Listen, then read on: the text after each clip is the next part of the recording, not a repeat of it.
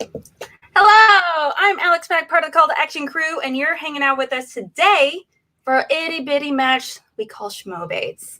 And here I am with this fine fella. His name is Winston. You might have heard of him. Winston, my man, what's going on? Hey, Alex, thank you for having me. My goodness, it's going to be a good time for all. It is Passover Wednesday.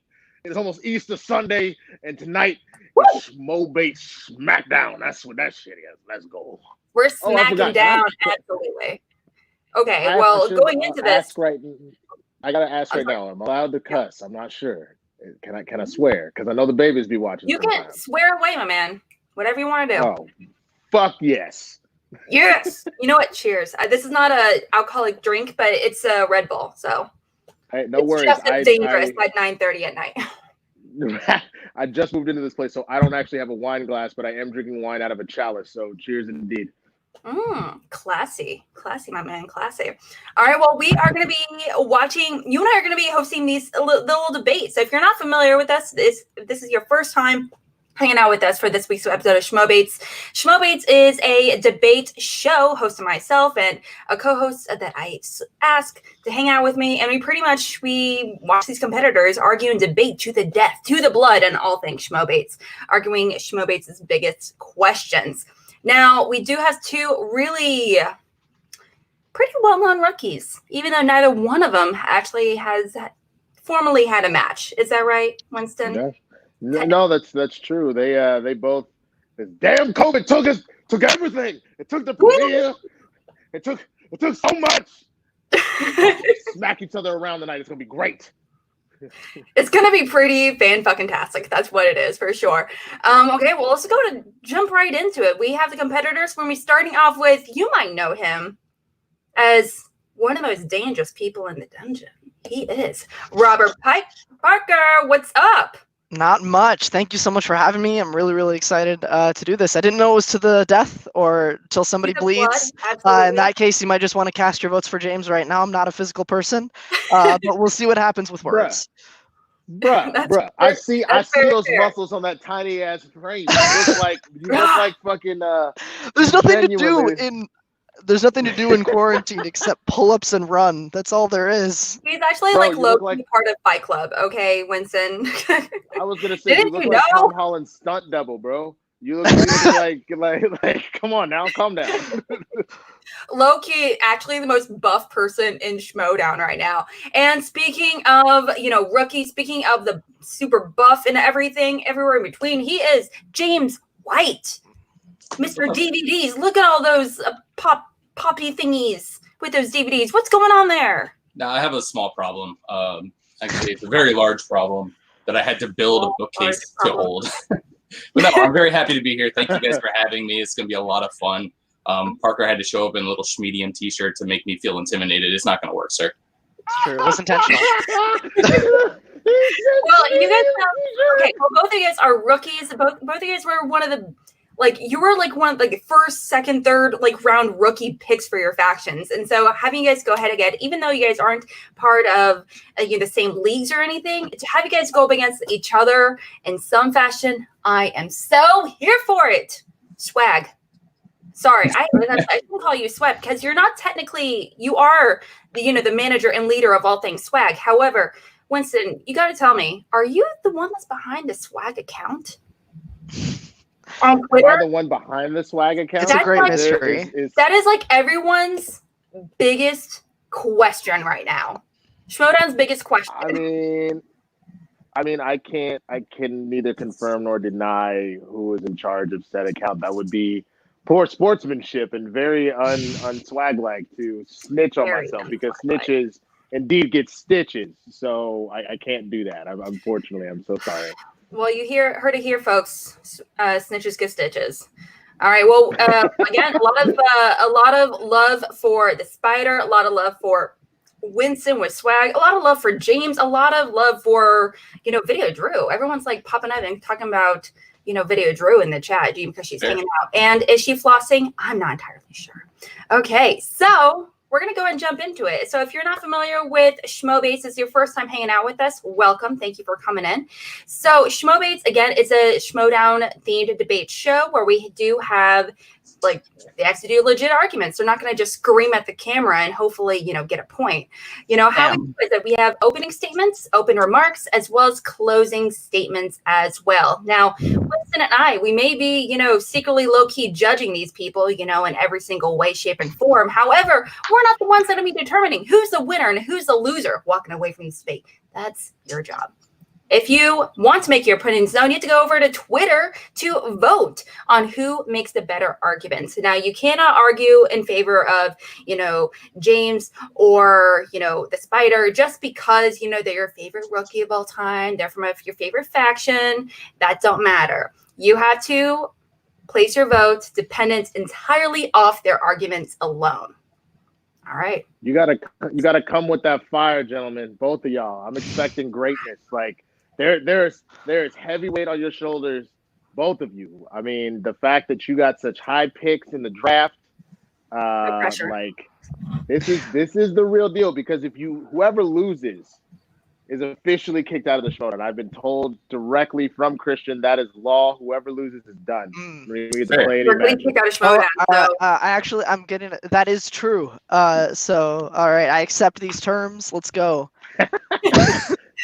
Literal fight to the death. Does it, people. Desperate times come for desperate measures. All right, fantastic. So we're going to go ahead and get started with our opening statement. We're going to start with you, James, for the opening statement as well as your closing statement first. And you have 1 minute to make your arguments. I will be timing you, but I'll also be letting you know when you have 30 seconds left as well as 15 and 5 seconds left. Okay? All right. But Winston, will you do the honor in reading our first question? Of course. It is right up on the screen for you. Gentlemen, what is the best exhibition match we have ever seen in the Schmodown? Exhibition match! One minute opening remark. Starting right now. Look, if we're going to talk about the best exhibition match, there's no better place to start than at the first exhibition match. We got a fatal 5-way after however many shoots they did that day. There were 5 people, 5 legends that said, no, we're not done. We're not going home. We want to play some more. We want to play against the best and just have some fun here. And it was Rachel Cushing. It was Sam Levine. It was William the Beast Bibiani, Mark Andraco, and John Roca. I mean, you're talking about Mount Rushmore on Mount Rushmore on Mount Rushmore here. It's 5 of the all-time best players that have ever done the game, and they went head-to-head to see who was the best that day. Not because there was a title on the line, not because there was some sort of #1 contendership. They did it for the love of the game, and they did it just because they wanted to. They wanted to see how they stacked up against each other. It was gritty. It was, sorry, my phone is going off. It was gritty. It was behind the scenes. It was something that you didn't get to see. It felt like you were in the studio with them. That completes your opening statements. All right. Can't wait to hear more from yours on about the Fatal 5-way. It's been a while since I've seen that match, so I'm pretty psyched to hear more about it. All right. So, Robert, what was your pick? I went with the Jurassic Park match between Perry and Cody Hall, and you said it yourself, rewatchable. That's because that original match isn't rewatchable. This one is. There are a few criteria that make a great exhibition match. You want something that has the same or similar production quality. You want something that's going to keep you glued to the screen. You want something that when it's announced, it makes you want to sign up for that Patreon so you can see that match. You want high quality competition, the people who are the best at what they do, and you want drama, some kind of a big comeback, some kind of not a blowout. You want a close match. All of those things are the Jurassic Park match. The 2 best minds in Jurassic Park movies, Perry and Cody going at it. You have that great comeback at the end of the speed round. Cody started to come back.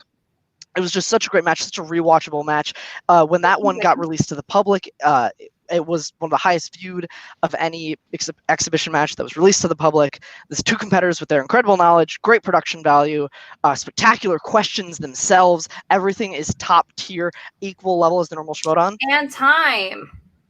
All right. Well, okay, we have 2 really iconic matches that really set the bar as far as exhibition matches go. So making me a million times more excited for, upcoming exhibition matches we have that was recently released. Winston, what do you think of these picks? I'm going to go ahead and say that they both lose because the answer was the Black History Month exhibition match. And you know this, son. This is true. You guys have both failed in your picks, so. I commend you for picking the number 2 and number 3, actually, as far as your choices. Those actually are the second and third best matches you have mentioned. I won't tell you which is which because I don't want anybody to feel like I'm picking their side, but I do commend you for at least doing that. Yeah, absolutely. I mean, we have one match which is very focused on, with Jurassic Park, which is a very iconic Iron Man match. But at the same time, the Fatal Five Ways with some of the most really iconic Schmodown champions of all time. No, I agree. I agree, and I think just out of the gate, I will give a not a point or anything, but a acknowledgement to an argument that Robert made about the point of an exhibition match is to drive that Patreon. And I mean, both of those matches do that. But Robert, you do get a little bit of an acknowledgement, sir, for bringing that up. That is a very strong argument. That is the reason why we do these. All right. Well, so we got to see them both, definitely work for those votes. You guys have 4 minutes to make your arguments starting right now. I think the original match was fun. It's fun to watch these legends play each other, but it was kind of a test to see if the exhibition format could even work, right? Like it was shot on a handheld. There was a lot of crosstalk. It was low-key really relaxed. It wasn't really taken super seriously as a match. They didn't know if it would even be published. It was just kind of, the one camera going back and forth between the desk and the players the whole time. I think that knocks it down. I think that's why it's not rewatchable, is because it doesn't necessarily have the production value and especially that in-match drama that the Jurassic Park match does have. Look, we're not talking about the most rewatchable match. We're just talking about what the best match is. And your match wouldn't have happened if it wasn't for that 5-way. For them just saying, hey, we want to play this. Christian got it in his idea. Yeah, these exhibition matches look like a good idea. So now for the next one, we can actually put some production value into it because there was a plan for it. This was just spontaneous. This was 5 people that just said, let's play. I want to play against you. I want to play against you. We've never had a match. Let's go. And it was 5 of the legends of the game. You know how many belts were on that table? There were like 12 belts on that table. It's insane how good those players are. And yes, your match is a better produced match, but it's also a very niche match. If you don't like Jurassic Park, you might not watch that match. I disagree. That match is so accessible, especially for people who don't watch Jurassic Park.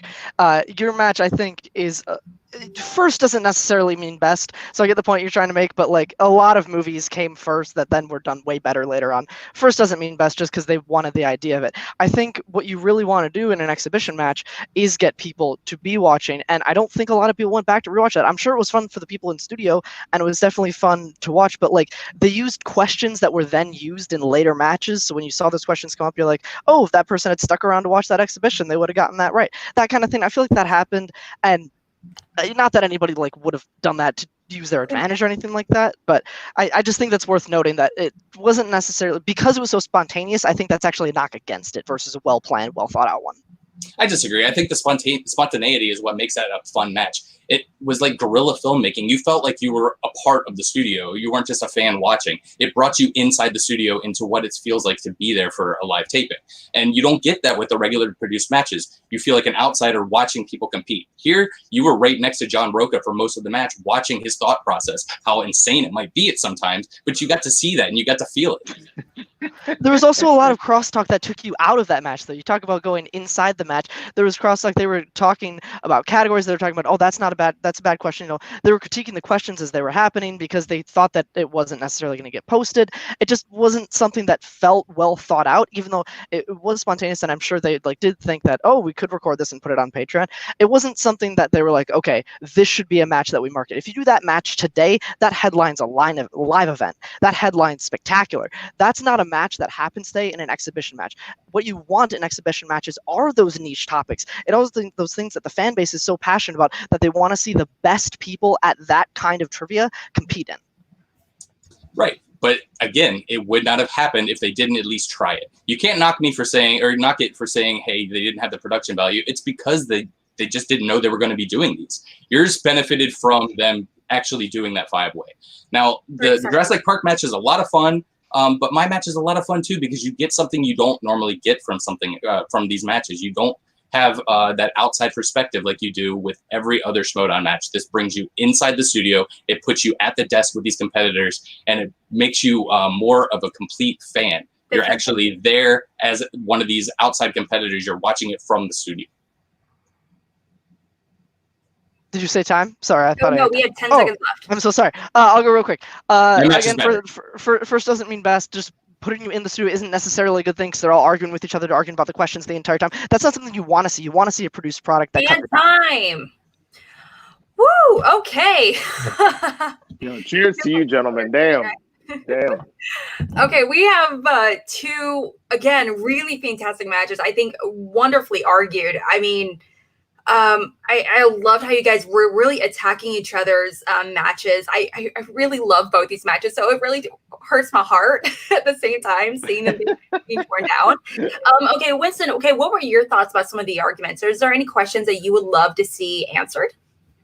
I mean, an interesting argument came up about, you wouldn't have exhibition matches if it wasn't for the Fatal 5-way, but just like everything else in life, it doesn't necessarily mean that, the first to do it is always the best to do it. You know what I'm saying? Because like you could make that argument. People argue all the time. They still say that Michael Jordan is better than Kobe, but you think about the shit that Kobe did specifically, his 81-point game, stuff like that.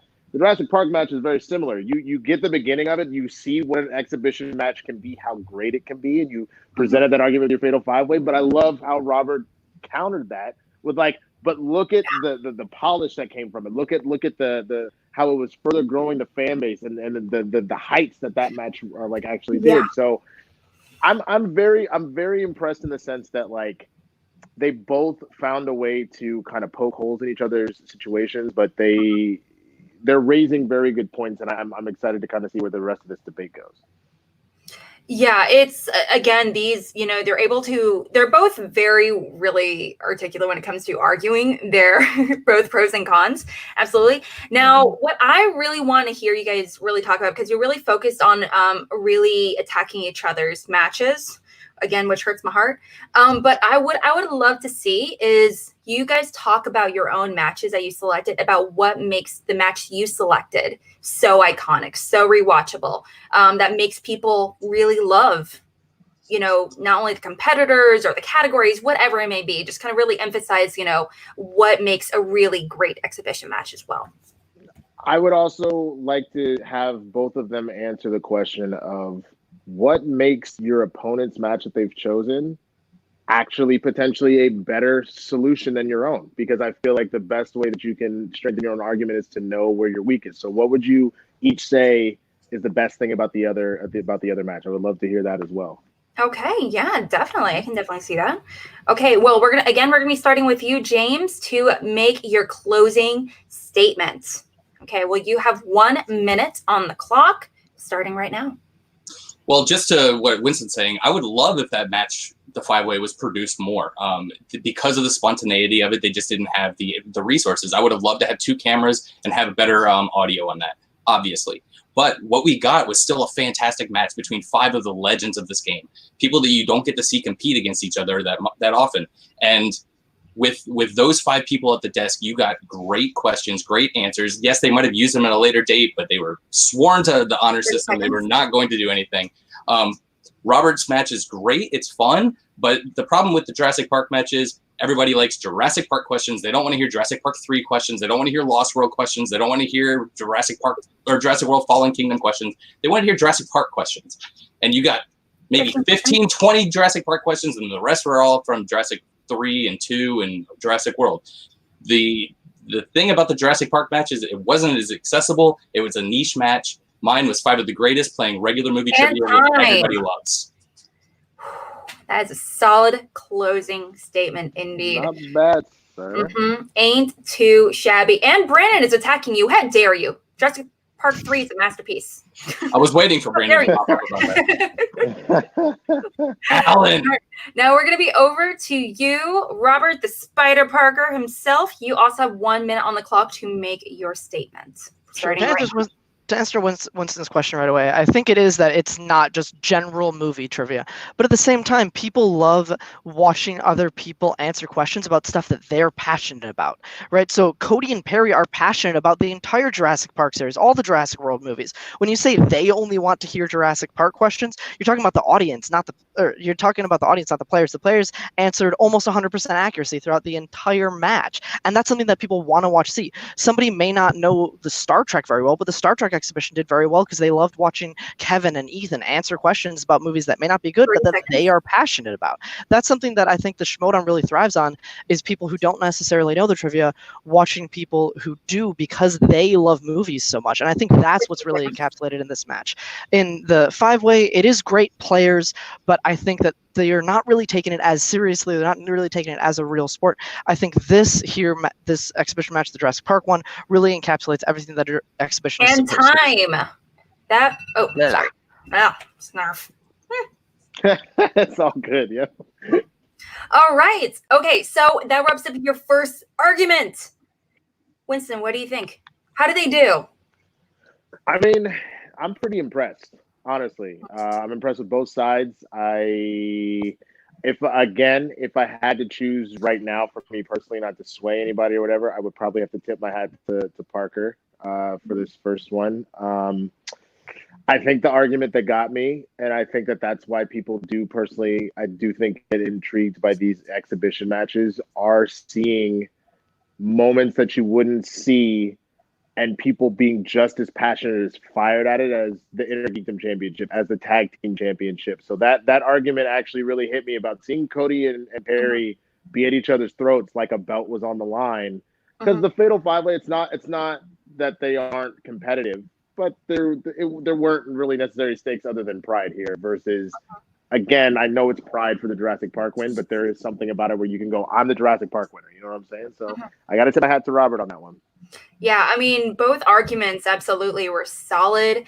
With James, I really loved, it came down to, having a genuine love of like a lot of the competitors, this idea. And, you really kind of put in perspective for me, is like the whole idea of, it kind of, it was, guerrilla style film making where it felt very real. You were like almost as if you're sitting directly next to Roka or Drake or whatever it may be. It felt very real for sure. So you had like that perspective of this, like where you were like in the studio having that kind of style experience. But also with Parker, I mean, you weren't kidding. I mean, like the drama is definitely there, the production value is there. So it just kind of depends on, what kind of matches you prefer. So it's, very different approaches to, these questions and answers. Absolutely. Now, if you guys made up your minds on who do you think has won this argument, please go do so. You can actually vote right now over on Twitter. Thank you so much, Jake, for getting it together. You can vote in favor of, James. You can vote in favor of, Robert, whoever you decide has a better argument. And please don't do it because you love like one faction or the other or whatever it might be. Because that's not why we're here, guys. But also keep in mind, if one of them loses, they're going to kick out of Schmodown. So, whatever. But this is high stakes, right?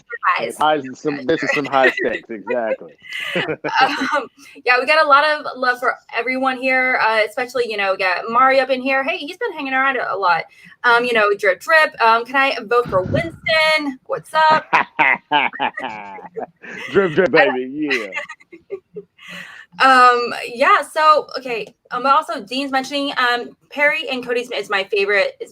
Cody's favorite movie is Jurassic Park, so I felt more intense. I can definitely see that, But yeah, again, they're both pretty. And Malcolm even says it again. Both James and Robert are fantastic at debating, so no arguments there. Thanks, Malcolm.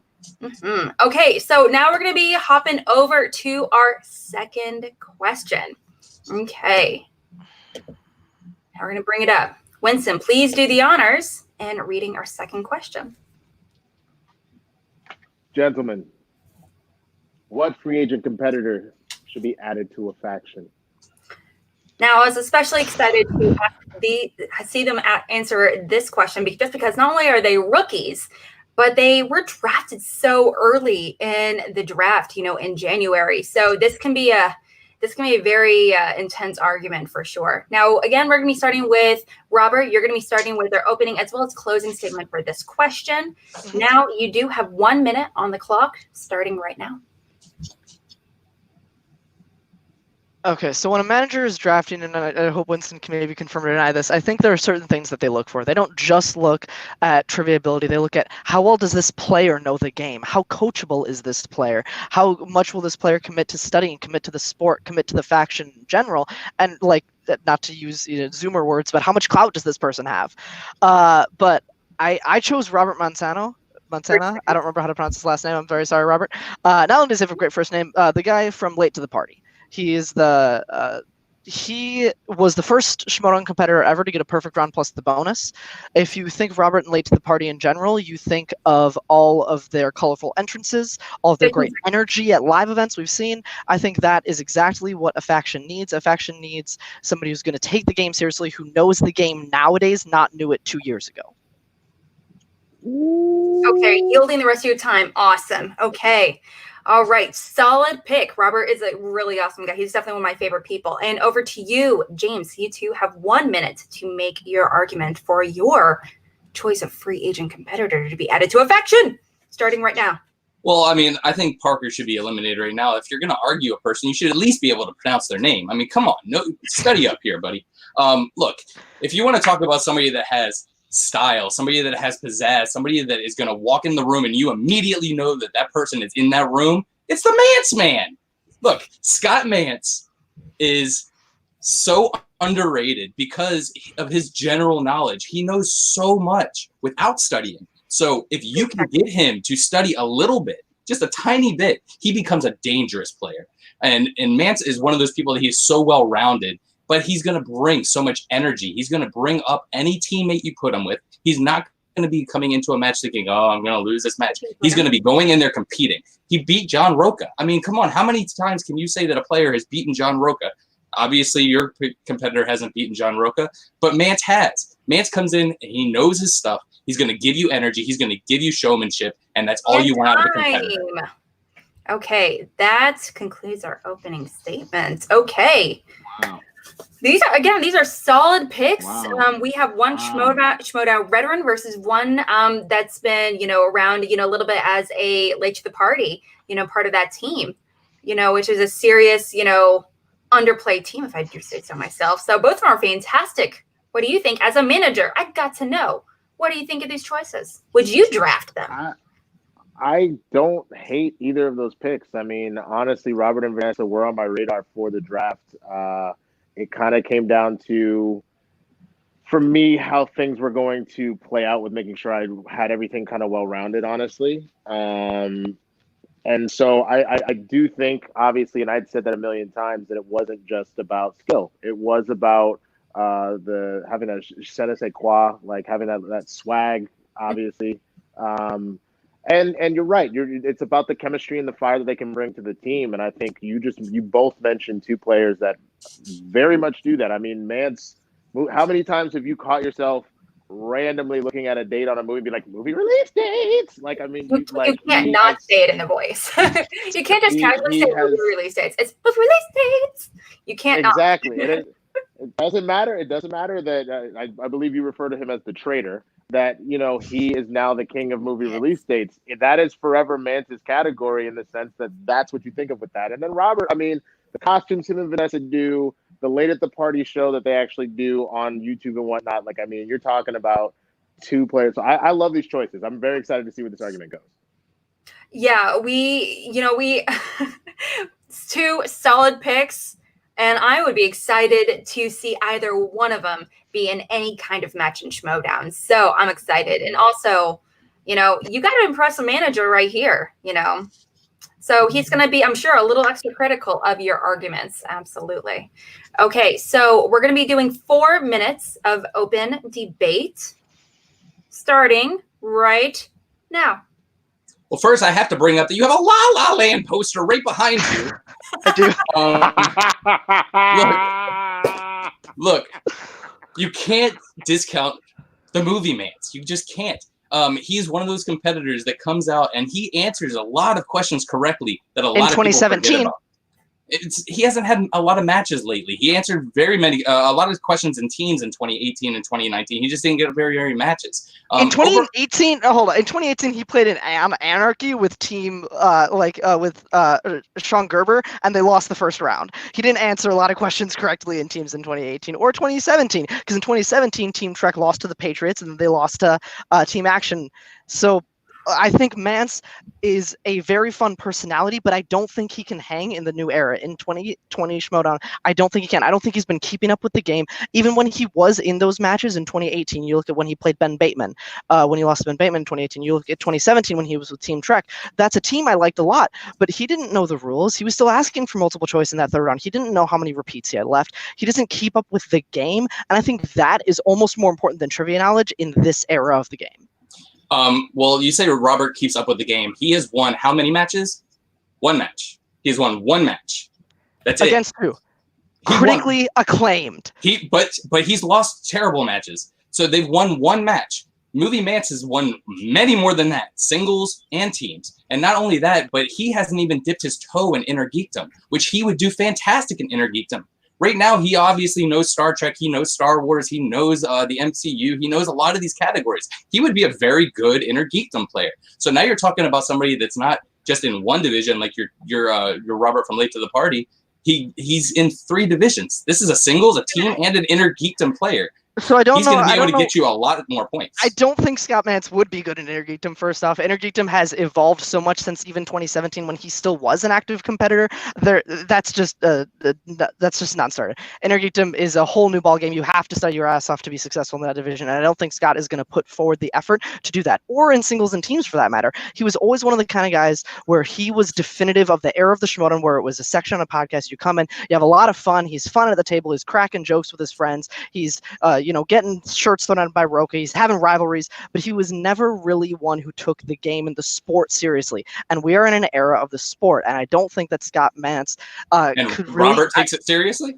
Yes, he does. He's still. Okay. You look at Late to the Party. He's still in Twitter threads. He's still in Facebook comments. He's still in YouTube chats. He still keeps up with the Schmodown world. When was the last time you heard anything from Scott Mance about Schmodown? It's been a year and a half. Well, if Robert takes it extremely seriously, Scott Mance doesn't take it seriously at all. They both have very, very similar accuracy ratings. They're both right around 65, 66% lifetime accuracy. But somebody who takes it seriously is going to be more willing to put in the effort to improve. He's already putting in the effort, and he's still at 66%. He's been in 2 free-for-alls. He's had 10 questions. He's gotten 2 correctly. He went 0 for 5, and he went 2 for 5, out in 1 round. Free-for-alls are also not a very good tell of the quality of a player. They're round 1 questions. They're not. Questions. They're much harder than round 1 questions. No, but you're talking about somebody that studies. He studies right now, and he doesn't have a very good accuracy percentage. Mance doesn't study at all.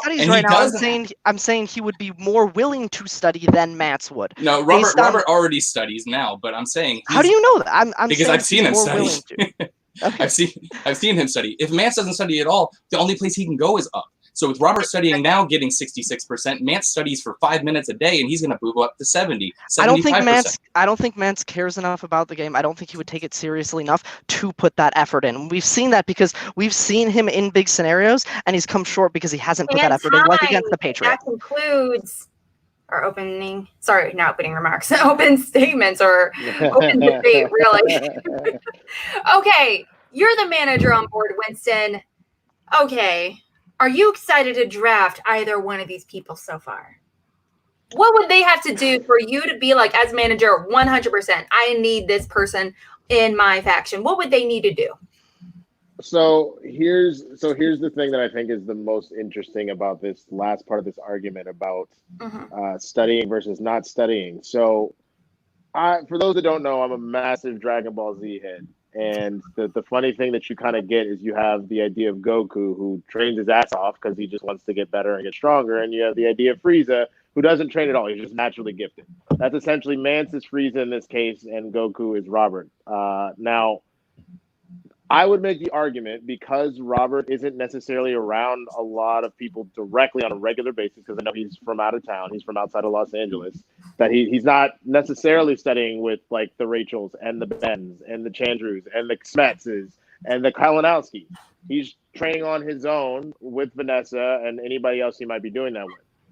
knowing the simple fact that he's willing to do that training automatically as a manager puts a higher value in my head. It's something my dad always used to say, that he's more willing to hire somebody that works their ass off than somebody who's naturally gifted.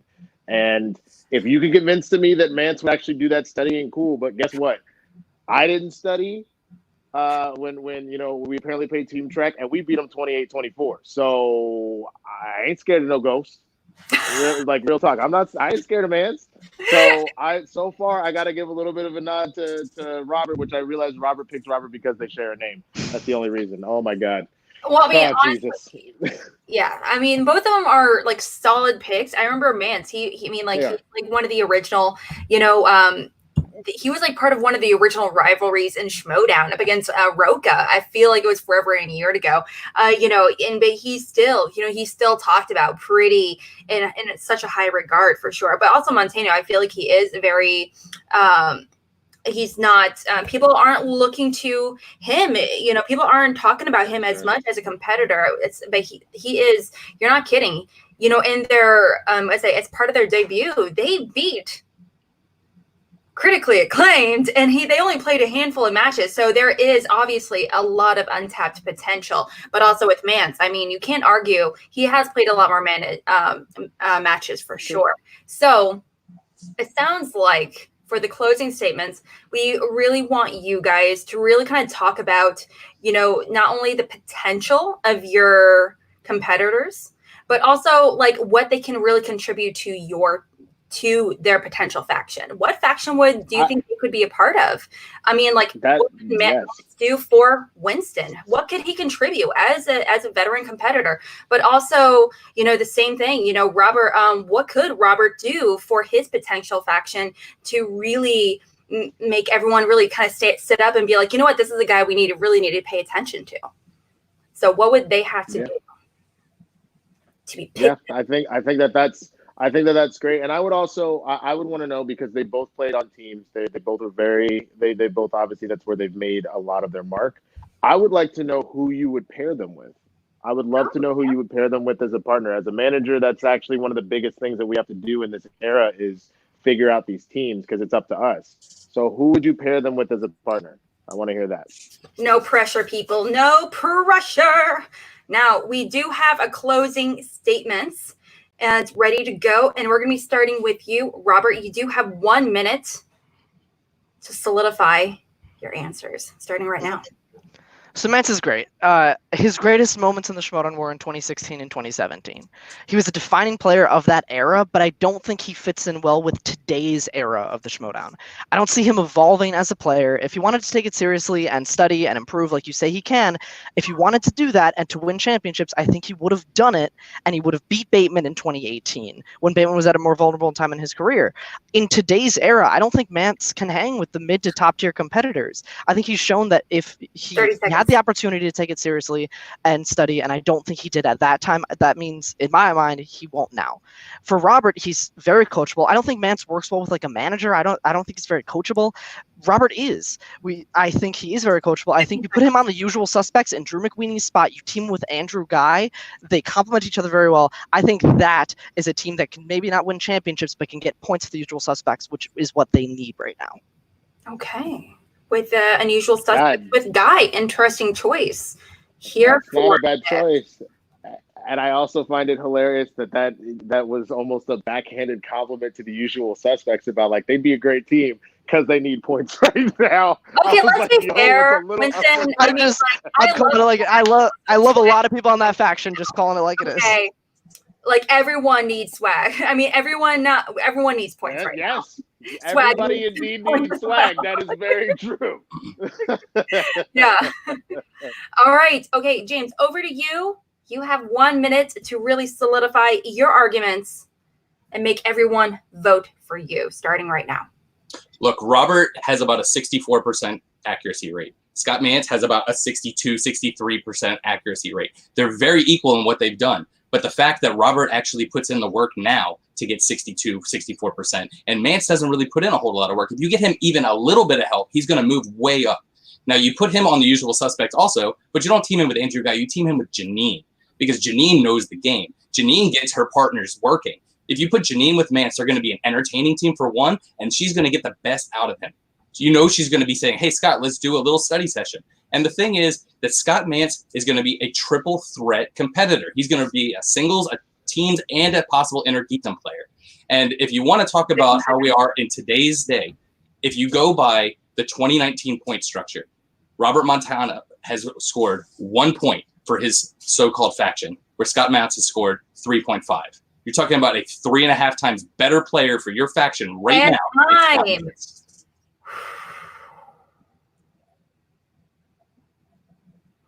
Wow.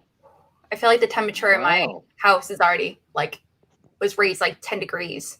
Yeah, me too. It's coming from the screen. It's a little warm in here. It's a little warm. We have two incredible arguments, and honestly, I would love to pick either one of these guys. Now, if you're watching this, if you've already made up your mind, hey, I want to vote in favor of Robert, hey, I'm in favor of Mance, go over to Twitter right now. And I know our AC is broken. I'm aware of that, Lucas. Don't need to tell everyone. But go and vote on Twitter. So make your opinions known, and to kind of help us decide who's going to walk away with bragging rights and who's going to be kicked out of Schmodown as we know it. So, no big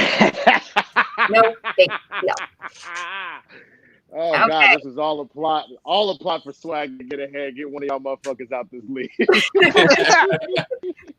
right, so now we're going to COVID can't take this out, Schmoebates will. We got to get the competition going any way we can, man. We got to keep ourselves entertained in these trying times. Okay, so we have one last question. Arguably the most important question. The most fun, I like to think, or maybe it's the weirdest, really kind of depending on your answer. And it's going to get interesting since it's more personal opinion kind of thing. All right, so for our third and final question, we're going to determine who is going to be going first with their opening statement first by using this coin. So if you're actually a member of the Action Army and you're a patron member, you get a wonderful hefty coin. It's actually nicely weighted. So we have Team Trader on one side, as well as Team Superhero Ghai on the other. And before we actually went live, we actually already determined that James chose Team Trader to flip, as well as Robert chose Team Ghai. And so we're going to find out who's going to go first. I'm going to just scoop back because I'm horrible at actually catching this shit. Excuse me. Good luck. All right. It is Team Trader.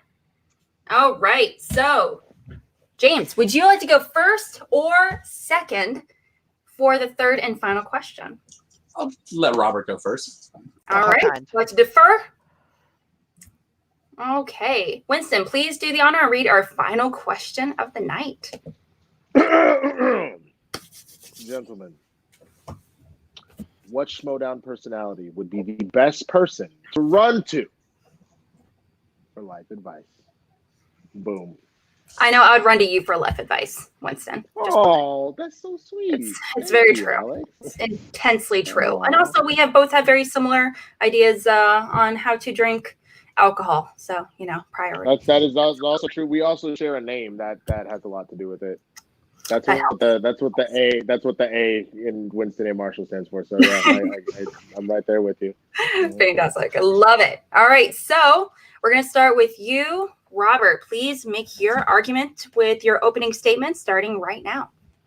So this is a really weird question. It's very open-ended. Mm-hmm. I went with Mark Ellis. I think Mark Ellis is one of the most down-to-earth, kind, genuine people ever. Period. And full stop. I think Ellis is just one of the most approachable people. He makes you feel very welcome. He makes you feel like family. He's very friendly. And I think that, obviously, James and I are not super, super duper close with any Schmodown personalities. We're not going to go run into, random whoever for life advice. But if we had to pick, we want to be somebody who's not going to judge us, who's going to make us feel welcome, who's going to be approachable. And to me, that's Mark Ellis. He also remains very calm. You look at big stressful situations, like in big Schmodown challenges. He keeps his cool. He's ready to tell it to you straight. He's not going to sugarcoat anything. And that's the kind of person you want to go to for life advice. Okay, you would like to yield the rest of your... Yep, I'm good. Like 10 seconds? Okay, perfect. All right, so you chose in favor of Mark Ellis. Great choice. All right, James, who did you pick to go to for life advice? Yeah, we're on similar pages because I agree that you need somebody that's approachable and somebody that's welcoming and somebody that is going to listen when you have something to say. And that person is Ben Bateman. Ben Bateman is one of the nicest and most approachable people that I've met in this community. That anytime that I had a question for anything, he would have an answer for me, like no problem. And he didn't know who I was, but it's just one of those. He's one of those types of people that the first time you meet him, it feels like you've known him for years. He is very welcoming. He's very approachable, and he is one of the nicest human beings I've met. Mark Ellis as well. They're both great choices if you want to have a person to run to. But I feel that Bateman is going to be able to give me better advice based on his life experiences than what Mark Ellis is going to be able to do. I think Mark is going to be a person that is going to be there to support you. But if I want to go to somebody to have advice on what I need to do next, I'm going to somebody that has lived a lot of these different experiences, and that's Ben Bateman. Ben Bateman has done so much in his life already that he has experiences on experiences on experiences. So if I have a question, I know he's going to have some sort of a base of information that he can kind of push me in a direction. And time. These are both like really great picks. This is a very personal decision. Okay. Yeah. Okay. I'm impressed by the picks too. What's funny is not where my head was going with either one, but at the same time, like I have mad respect for it. Like those are both amazing picks. I agree with you, Alex. Like those, well done, gentlemen. Yeah. I mean, not even kidding. They're both approachable. They're both genuine. They're both, cool as a cucumber for sure. But at the end of the day, a lot of people are really quick to remind you that, no one said Magnino. What the flippity fuck? Trying to get stabbed. I mean, if I follow his advice, I will be stabbed. If I was trying to go be the next, if I was like real talk, if I was trying to go be the first black superstar of the Jersey Shore, then I would go talk to Dagnino. That's not what I'm trying to do with my life. I'm chilling. I don't need to talk to him about shit, man. Nah. But also, sorry, go ahead. No, I'm rambling. It's all good. Drew is very, very hurt because I thought about it. She wasn't even considered, so you were considered. I mean, Drew, you don't understand. I actually was planning on trying to come to speak in you and Tom as a whole, like for advice. I would want to get the yin and the yang of that advice. You know what I'm saying? So that was actually one of my picks was just to come and talk to you as a unit. Well, I'm excited to see you guys make your arguments, especially since, like you even mentioned, James, you even mentioned it yourself. You're like, yeah, I would describe Bateman with a lot of the same qualities. So definitely kind of talk about what makes them, different to really kind of make them amazing with giving advice. And what it's like specific, events in their life that, you may know about, or they kind of mentioned that, would really make them awesome when it comes to giving that advice as well. Okay, you guys have 4 minutes on the clock to make these arguments, starting right now. So this is a really personal question, right? It's like so subjective, like who you personally would be okay with approaching for a life conversation. I don't know Bateman's life story very well. I watched some of his streams, I've seen some of his content, but I don't really feel like I personally know him well enough to approach him and ask for life advice. I've met it a couple times, had very nice conversations with him, but he actually is not a very approachable person for me when it comes to something this personal. Ellis is. I think that Ellis is so open and public about all of his life experience. You mentioned life experience a lot in your opening. Ellis is public with his. He tells his entire life experience during his stand-up sets. I've seen him do stand-up for hours in Chicago and Atlanta at my school, and he's very open and honest. He's just so candid about his life experience and how it has shaped his worldview as a person now. And I think that's what you want to when you're going to look for somebody advice. You want somebody who is not only open and honest with what they think you should do, but also what in their past led them to suggest that. And I think Ellis is much more public and much more open, approachable at a larger scale than Bateman is. just because Mark Ellis does stand-up doesn't mean that he is going to be putting out more than what Ben Bateman does. He just does it on a large. My argument. No, he just does it. He just does it. He does it to a grander scale because he has a special, a comedy special, and he does things like that. So you see it more often. But Ben puts that stuff out there. You just don't see it all on a comedy special on YouTube. You see it on his tweets, and you see it in his videos and things like that. I mean, you're talking about a person that runs a successful video podcast about movies. He has the #1 Magic the Gathering podcast in the world. Sure. So if I have advice about those things, I'll go to him. But I'm saying that he has more experiences, like broad experiences, where he's doing things like that. I mean, he keeps cool in every situation. He is somebody that's always prepared, somebody that always strives for excellence, and somebody that always tries to get better. He's always about improving himself. So if that can be kind of intimidating to ask. He's not very personable. That can be kind of intimidating. If you see somebody, absolutely incorrect. If you see somebody who is always like, this is the wrong word, but it's the one I'm going to use. If you see somebody who's a try-hard, that's again not exactly what I'm going for, but that's kind of how I'm trying to describe it. If you see somebody like that, you're not going to go for them to advice, because then they're going to say, "Oh, get up at 4 a.m. and hunt a buck," and that's like that's not the kind of advice. You don't want kind of like try hard advice. You want something that's more real, more personal, more like just more relatable. And that kind of advice of somebody who is always striving for that absolute perfection, that's not relatable. When you're going for life advice, you're not going to hear, "Hey, buddy, you're doing okay. You're doing fine." That's not life advice. That's support. That's comfort. You're not going. I also don't want somebody who gives me. We're asking, who do you go to for life advice? You have a problem, and you need to have that solved. I need to do this, or I need to do this. I'm going to go to somebody that's going to say, "Dude, look, I did this before. It's not a good idea. Do this." And Ellis would get that exact same thing. I don't think that kind of response is pretty much anybody giving advice. That's not exclusive to Ben Bateman. I think what matters here is who is more relatable, who's more approachable. Both of these guys are nice guys. Both of these guys are kind guys. Both of these guys are going to give advice based on their personal experiences.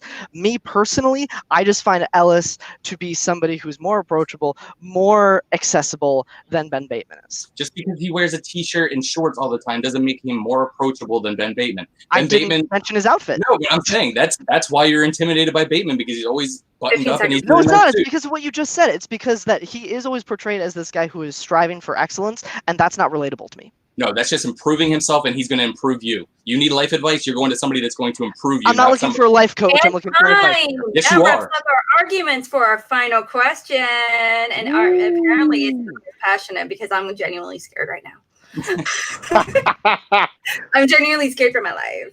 I feel like I'm gonna get like 10 DMs being like, "What did you do?" Yeah, I mean, these are two incredible picks. I mean, Winston, like you're in a manager role where you're kind of helping people out through these situations, helping with competitors and everything. But you have to be obviously not only good at, giving out, these advice, but you have to be kind of good as far as, applying experience outside of Schmodown. Since this is just such a broad question. We're not just talking about Schmodown, we're talking about life advice. What do you think about that? No, I agree. I think to that point, what I want to see the two of them kind of get at in their closing arguments, I'd love to hear what particular advice you think they would each of your choices would best give. So like what, because you both kind of touched on the fact that, Mark obviously working in comedy, Ben having done really well with both his podcasts.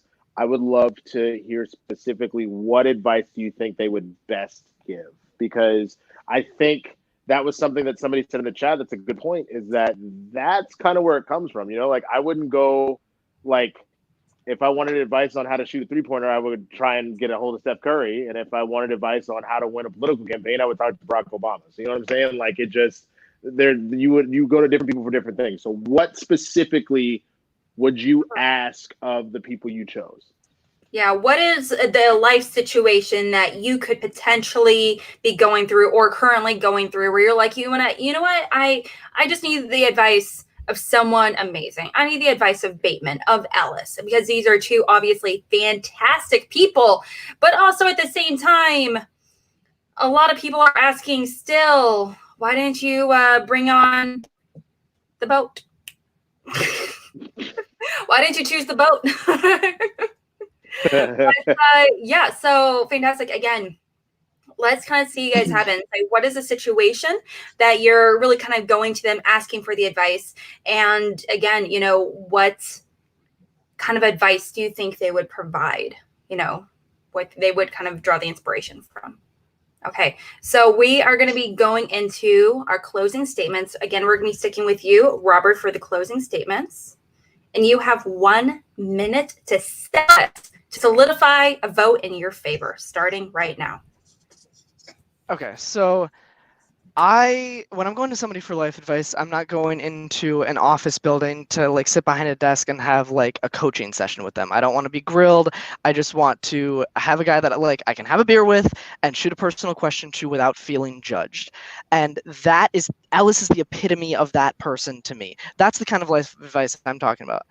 So I mean, personally, like very personal thing, like advice on stand-up, like what can I do in that kind of aspects, but also on things like relationships, on career. Like I'm not trying to get the 12-step program on how to be rich and famous and successful with a lot of Twitter followers. I feel like that's the kind of coach that Bateman is, and I like Bateman a lot. I just think that's the kind of advice that he would be best at giving, and that's not the life advice that I want because I don't care about that kind of stuff. 15 seconds. That's, you have 50. Yeah. Okay. Oh, you're done. All right. Yield the rest of your time. Cool. All right. Okay. Solid. And that's very close. Hey, Winston. How you doing, buddy? Oh, my God. I just heard shots. I literally heard gunshots fired off over the internet. That's why I got so close. Yeah, I'm definitely going to get some angry DMs after this, I feel like. Okay. I'm going to search out for some life advice from both these people here in a bit. Okay, so over to you, James. You have 1 minute to solidify, a vote in your favor. Right, buddy? Look, sorry, that was my cat, guys. Yes. Was that ready? The obvious things that you're going to be going to somebody for life advice are going to be on career and relationships. I get that. But Ellis, while I love the guy, he's basically a grown man child with commitment issues. I've already got that covered, as you can see. I don't need that problem. I need to go somebody that is successful in multiple different areas. And you're looking at somebody that is, like I said, he's hosted multiple podcasts successfully. He's vice president of a toy company. He travels all over the world doing different things. He has such a breadth of experience and information that he's going to be able to help me on so many different levels. 30 seconds. And if I need a hug, if I need somebody to pat me on the back, I'm going to Mark Ellis for sure because he's going to do that. But if I need somebody to tell me how it is and not sugarcoat it and just give it to me straight, no bullshit, I'm going to Ben Bateman. All right. Okay. You're yielding the rest of your time. Cool.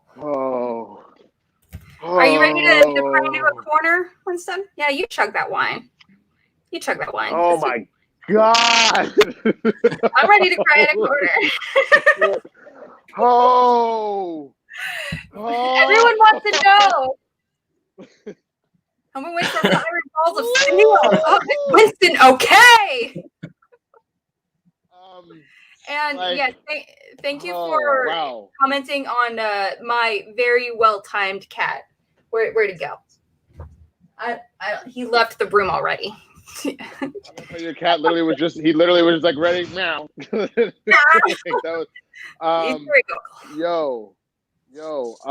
Real talk. I mean, the funny thing was, it's funny how like there's certain things in life that just kind of work in your favor at random points. So like, for example, it's very obvious that if you go and watch the OJ case, that OJ was losing that case until two major things happened. The first was obviously the catching Furman, like I said the N-word, I kill people, like whatever. The more important one was the glove. They're like, don't have him try on the glove. Don't put on the glove. It ain't going to fit. His hands will be different. They put it on. And Cocker said, goddamn, if the glove don't fit, you must have quit. And that's essentially by going, yo, you need a hug, you need a quick joke. Pick Mark Ellis. I was like, oh my God, you straight up Johnny Cocker in the end of that argument. Like I was fully on the Ellis side of this argument until you said that, and now I don't know what I think. So I'm gonna keep drinking this wine. I'm really sorry. You know what? That's okay. I'll join you here in a bit. Okay, so you guys heard it here. you've heard the opening statements, you heard the closing statements, you heard all three arguments for these fantastic competitors. So now you guys have, I'm going to bring it up. You guys have 5 minutes. Oh, wait, 5 minutes and I guess 18 seconds to go vote on Twitter. If you do not vote right now, it's not going to matter what your opinion is, because you have to go on Twitter right there to really voice your opinions. Okay, and then we're going to decide who is going to walk away winner and who's going to walk away kicked out of Schmoedown. So it matters.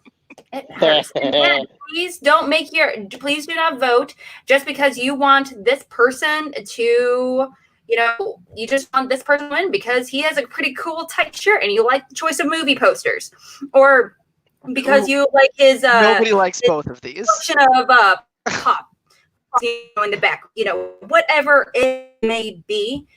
Please vote specifically, exclusively on their arguments alone. Now, how do you guys feel about your arguments? How are you feeling?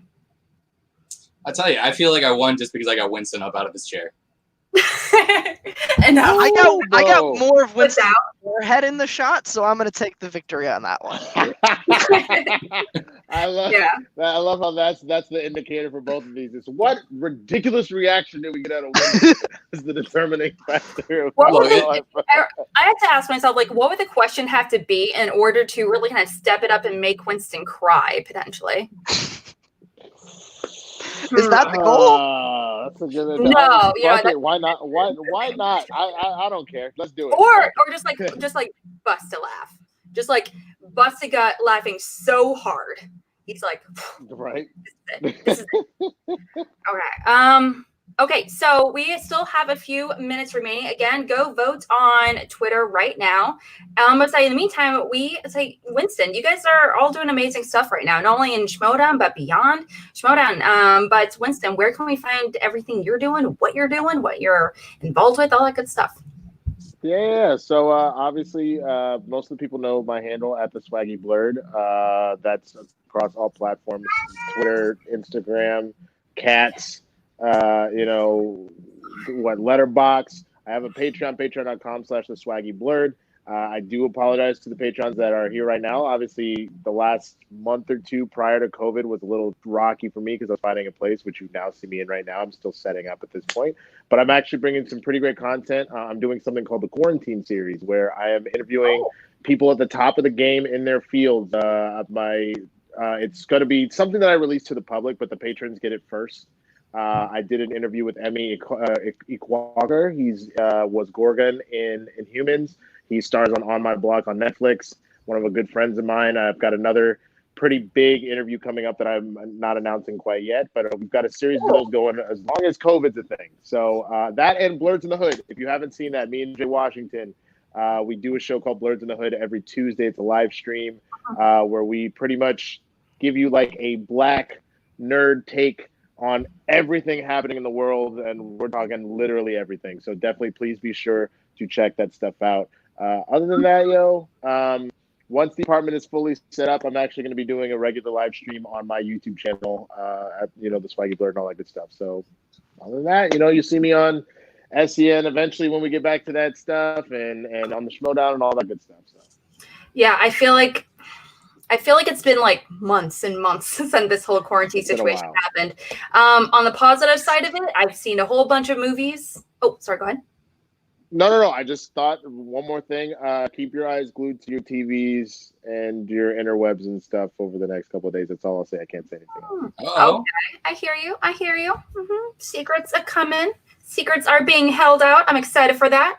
Okay, what about you, James? Where can we find you and your gorgeous hat-covered head? Oh, well, I'm on Twitter, Instagram, and Letterboxd at Gator24. It's G4TOR24.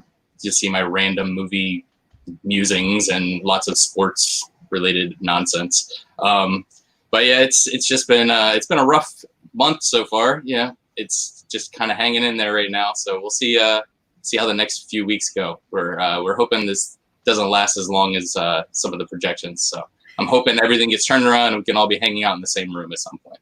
For sure. It's been a tough few weeks, but you know what?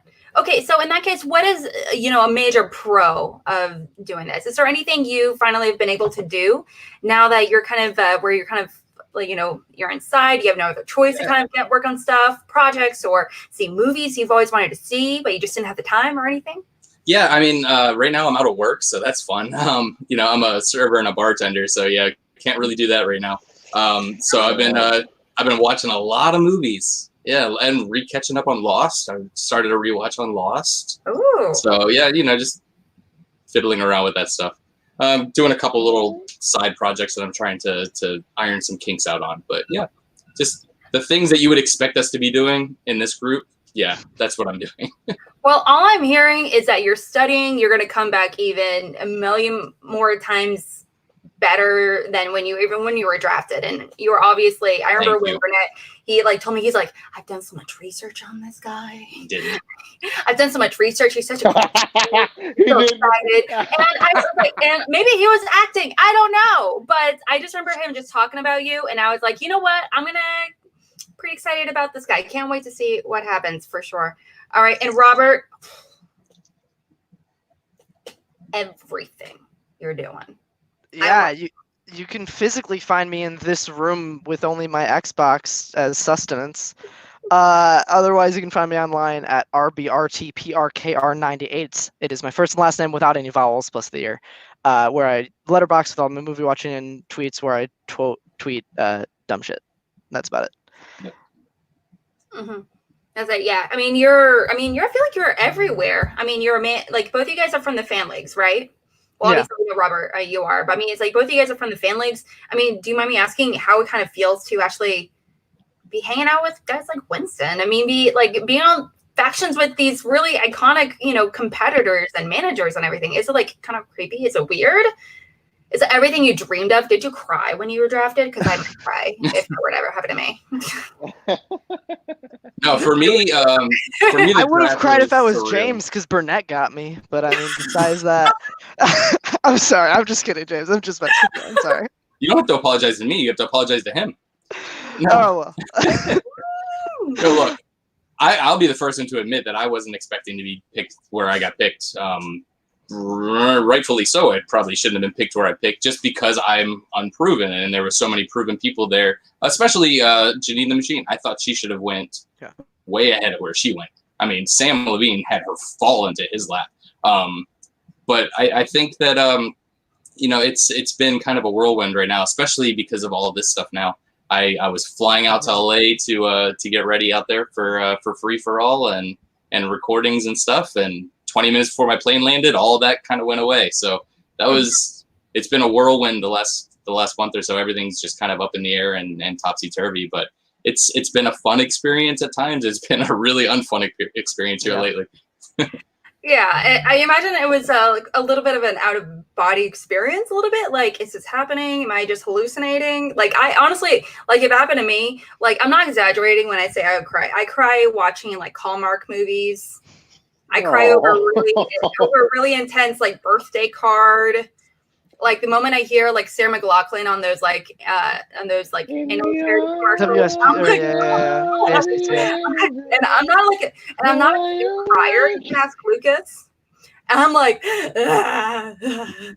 it's not all up in my shirts. I would have stains all over my shirts because I'm like. I'm that person, openly, grossly weeping. Okay, now, enough about us. We need to find out who's going to walk away a winner today. We need to crack down on the numbers. Let's find out. Okay. Who's never in the Schmodown again. No pressure. No pressure. Who gone? Who gone? Who's going to find it? Okay, so... for question number 1, which was, what was the best exhibition match we've ever seen in Schmodown?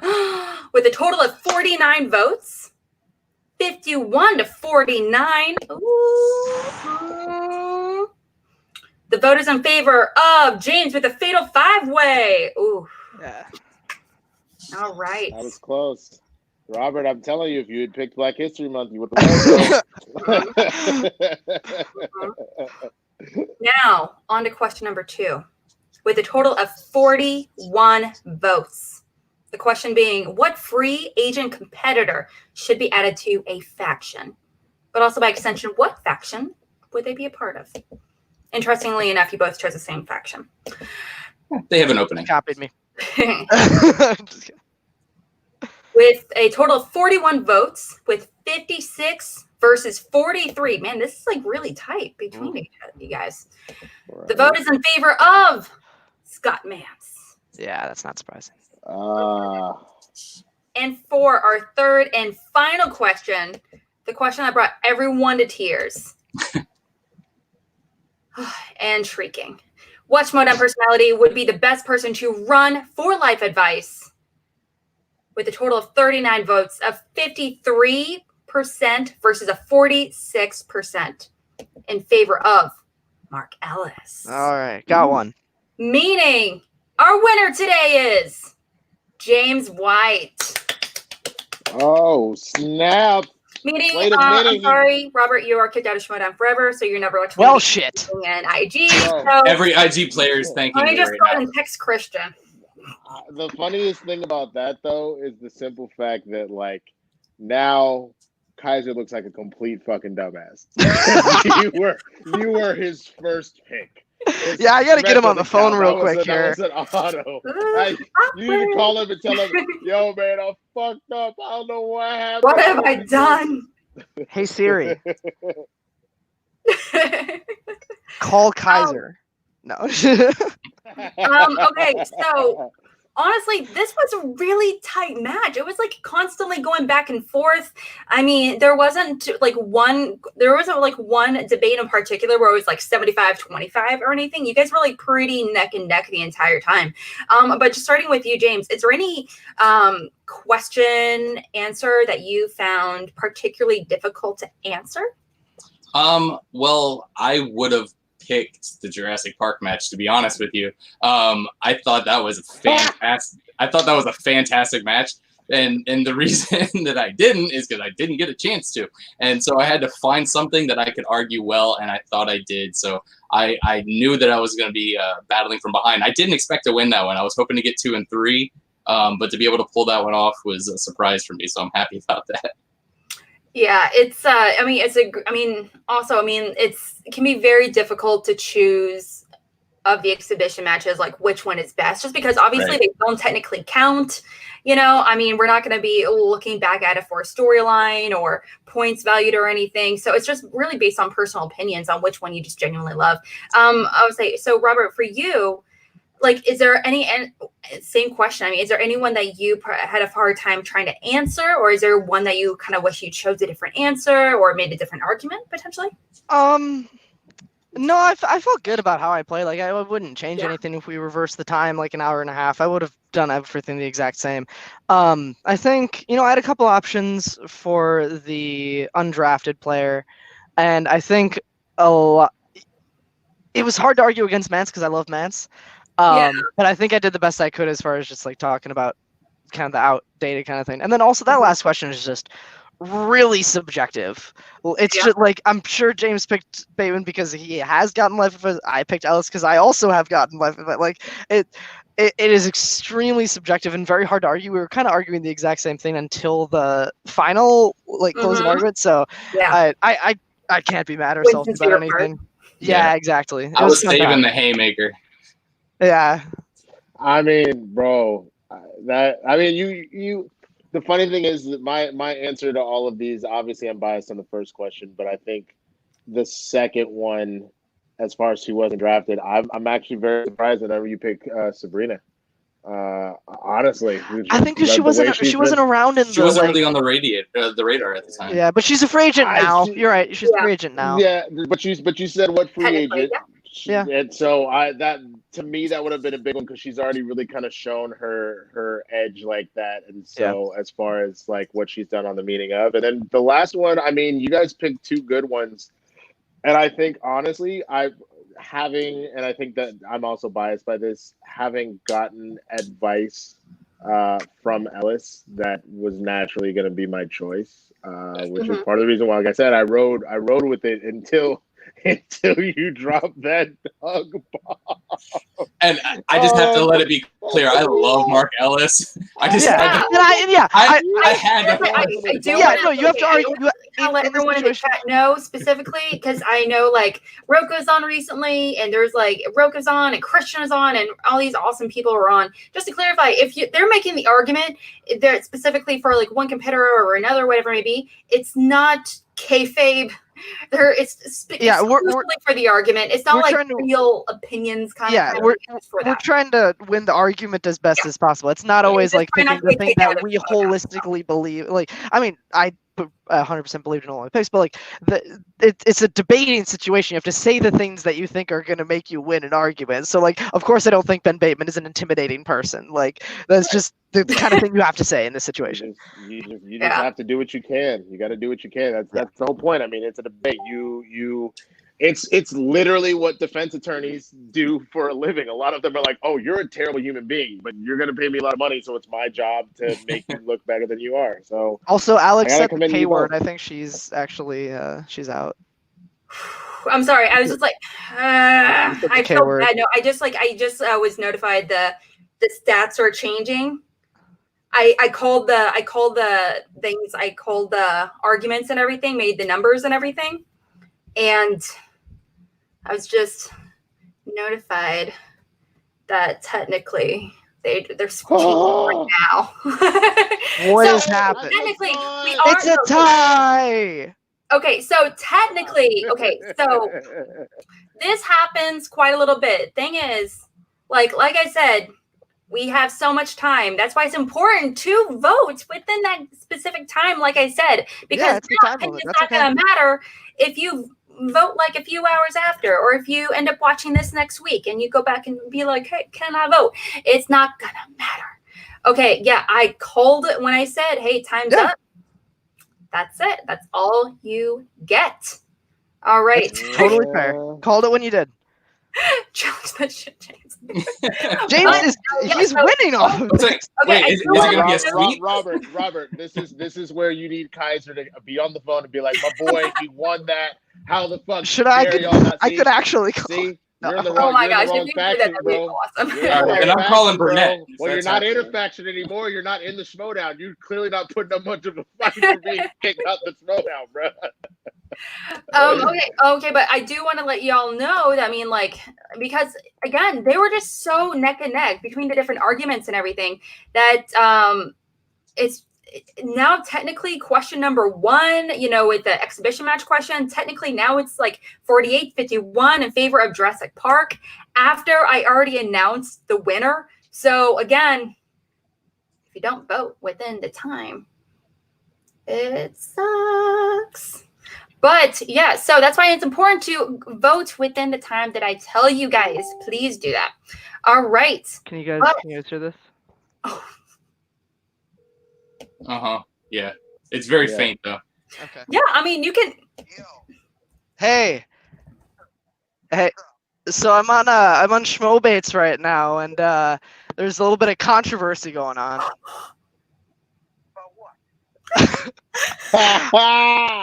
Some votes are being changed around last minute. That's all. So they're trying to cheat you like they normally try to do this stuff. Yeah, exactly. Dungeons just. We're so good that everyone's got to resort to sneaky cheating tactics. Can he hear me? Make sure Kaiser can hear my ass right now. I don't think he can.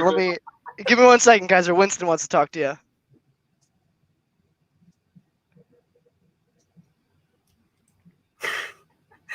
Just tell me when he can hear me, because I'm gonna lay him straight right now. You ain't about to do this shit. Okay, can you put on speaker by chance, Robert? Is that possible?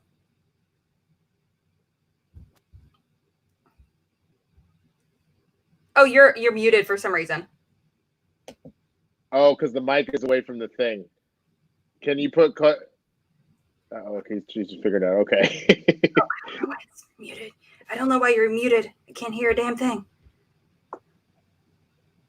I don't know why. Everyone, I'm so sorry for the confusion here. Okay, you know what? Screw it. I'm gonna send him the link If he wants to hop See if on, that works. go for it. If Kaiser got a second, I'll tell him. I'm just going to give him the option to hop on if he chooses. So please let him know that I'm sending him a link. And which is also very interesting because he is going to be coming on. He's actually coming on next week, guys, as a competitor. Hilarious. We just make it that much more fun. Okay. I sent him the link on Twitter. All right. Well, Kaiser, look, I'll just say this. Maybe he'll watch it later. Kaiser, here's the thing, man. Your boy rightfully deserved this victory and shit, man. But look, if people ain't gonna fucking show the fuck up to do what they supposed to do, he's gonna lose. Just the way the Zipper gonna lose, just the way the Smets gonna lose, just like the dungeon is full of losers, my friend. So this is a clear sign of what happens when you put a bunch of scrubs together in one unit. I'm just gonna go ahead and say that right now. I'm just gonna put that out there. Yes. Right?